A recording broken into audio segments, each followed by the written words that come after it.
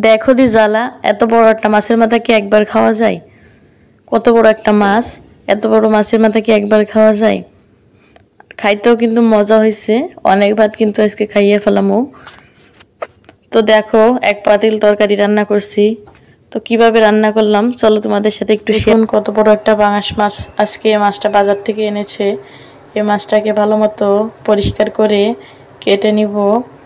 তো দেখুন কেটে নিয়েছি, অনেকগুলো মাছ হয়েছে। এটাকে ভালো মতো ধুয়ে এটা এখন ঝরানি দিয়ে রাখবো যাতে পানিটা ঝরে যায়। তো দেখুন ঝরানি দিয়ে রেখেছি, আর যেটুকু রাখবো রান্না করার জন্য সেটুকু রেখে বাকিটুকু ফ্রিজে তুলে রেখেছি। তো এই মাছটুকুকে আমি আরও ভালোভাবে ধুয়ে নিয়েছি। তো আপনারা পারলে একটু গরম পানি দিয়ে ধুবেন বেশি করে।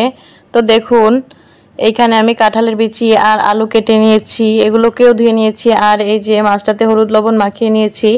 এবার আমি ফ্রাই প্যানে সামান্য একটু তেল দিয়ে মাছটা ছেড়ে দিব, আর মাছের যত তেল আছে এই সাথে দিয়ে দিব।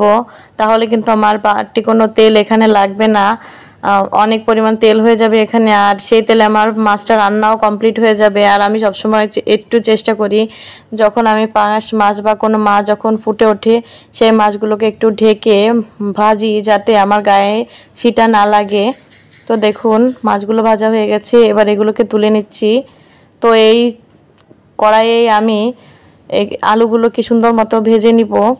তো আলুগুলোকে লাল লাল করে ভেজে নিলে আর আলু আলু গন্ধ লাগবে না, খেতে খুবই মজা লাগবে তরকারিটা। তো এখন দেখুন এই যে এই পরিমাণ তেল রয়ে গেছে, এটাতেই আমি তরকারিটা রান্না করে নিব, বাটি আর কোনো তেল দিব না।